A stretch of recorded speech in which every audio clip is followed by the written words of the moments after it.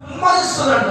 మనం నీళ్లు కుమ్మరించుకున్నట్టుగా వాళ్ళ మాటలు కుమ్మరిస్తూ ఉంటాయి. చూసారా, బుద్ధిహీనులు మాటలు రాకుంటాయంటే నువ్వు వాడితో ఒక 2 నిమిషాలు మాట్లాడు, 5 నిమిషాలు నువ్వు మాట్లాడితే నీలో ఉన్న భక్తి జీవితం అంతా నిప్పు మీద నీళ్లు పోసినట్టుగా చల్లార్చేస్తుంది. భక్తిహీనుల దగ్గర శక్తి ఏంటో తెలుసా? ఎదుటి వాడి భక్తిని నాశనం చేసే శక్తి ఒక బుద్ధిహీనుడికి మాత్రమే ఉంది. కానీ బుద్ధి కలిగిన వాడికి ఏముందో తెలుసా? బుద్ధిహీనుడి జీవితాన్ని దేవుడి దగ్గర నడిపించడానికి శక్తి బుద్ధి కలిగిన వాడికి. స్తోత్రం, హల్లెలూయా. ఈరోజు చాలా మంది అలాగే ఉన్నారు. ఈరోజు యేసు మన జీవితాన్ని మనం చూసినప్పుడు ఆ జ్యేష్ఠత్వ హక్కుని ధారాళంగా వదిలేశాడు. ఈరోజు అంటే ప్రియులారా, యాకోబే తల్లిదండ్రుల మాట విని ఆ మోసగాడిగా మారిపోయాడు. చివరికి ఆయన మోసం చేసింది కాక తన మేనమామ చేతిలో కూడా మోసపోయాడు. ఇద్దరిని పెళ్లి చేసుకున్నాడు, పిల్లల్ని కానాడు.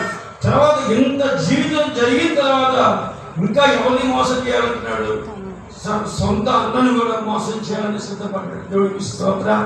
అంటే ఇలాంటి మోసగాళ్ళు చాలా మంది ఉన్నారు. దేవుడి దగ్గరకు వస్తూ దేవుడిని మోసం చేసేవాడు ఉన్నారు. దేవుడి దగ్గరకు వస్తూ ఇలాగా ఎన్నో అబద్ధాలు ఆడేవాడు. ఇలాగా మోసపూర్వమైన జీవితము ఎవరిలో ఉండదో వాడు బుద్ధిహీనత కలిగి ఉంటాడు. దేవుడికి స్తోత్రం, హల్లెలూయా. బుద్ధిహీనులు వాళ్ళ మాటలు చాలా ప్రమాదం. మీరు ఎక్కడైనా వెళ్ళండి, దేవుడి మాటలు చూడండి.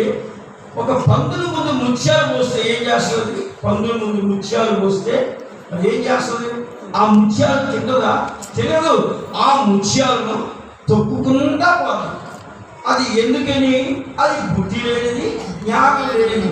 కానీ మనిషి కూడా ముత్యాల లాంటి వాక్యాన్ని తొక్కుకుండా వెళ్ళిపోయే బుద్ధిహీనుడి లోకంలో ఉన్నారని దేవుడు ఖచ్చితంగా స్పష్టంగా వాక్యం ద్వారా మాట్లాడాడు. అందుకనే అంటున్నాడు, దేవుని వాక్యంలో ఏముందంటే పరిశుద్ధమైనది కుక్కలకు కట్టకూడదు అన్నాడు మత్తయిలో.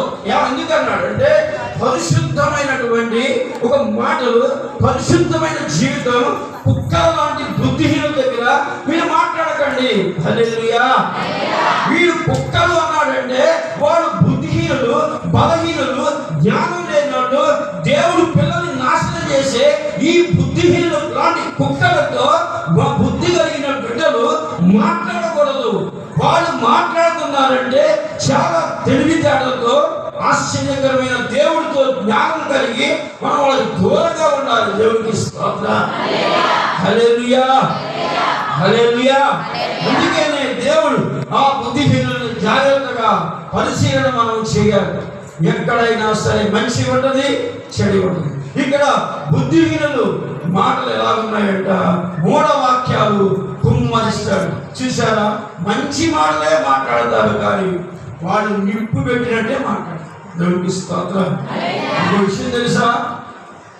కొంతమందిని చూస్తే మాట్లాడుతుంటే కొంతమందితో, కానీ కొంతమందితో మాట్లాడుతుంటే ఒంటి మీద చీర పడుతుంది, ఒంటి మీద చీర పాకినట్టుగా భయంకరంగా ఉన్నది. అప్పుడు మనం వాళ్ళకి దూరంగా వెళ్ళిపోవాలి, ఏదో ఒకటి చెప్పి వెళ్ళిపోవాలి. దేవుడికి స్తోత్రం. కొంతమందితో మాట్లాడుతుంటే ఆత్మీయత ఉంటుంది, కొంతమందితో మాట్లాడుతుంటే దేవుడు ప్రేమ కనబడుతుంది, కొంతమందితో మాట్లాడుతుంటే బుద్ధిమంతుల లక్షణాలు. వార్తలు అతను మాట్లాడిన నీ బుద్ధి కలిగిన జీవితం పాడైపోదు. కానీ ఎప్పుడైతే నువ్వు బుద్ధిహీనుడితో ఉన్నావో వాడు అంటాడు, ఈరోజు నువ్వు దేవుడు మందిరానికి వెళ్ళకపోతే ఏమైంది, ప్రార్థనకి వెళ్ళకపోతే ఏమైంది, వాక్యం వినకపోతే ఏమైంది, ప్రతి వారం వింటున్నావు కదా, ప్రతి రోజు వింటున్నావు కదా అని ఒక బుద్ధిహీనుడు మాట నీ చెవిలో పడగానే నిజమే అన్నట్టుగా వాడు మాట్లాడి నీ ఆత్మీయ జీవితాన్ని చల్లార్చే ప్రమాదం ఉంది. దేవుడికి స్తోత్రం, దేవునికి స్తోత్రం, హల్లెలూయా.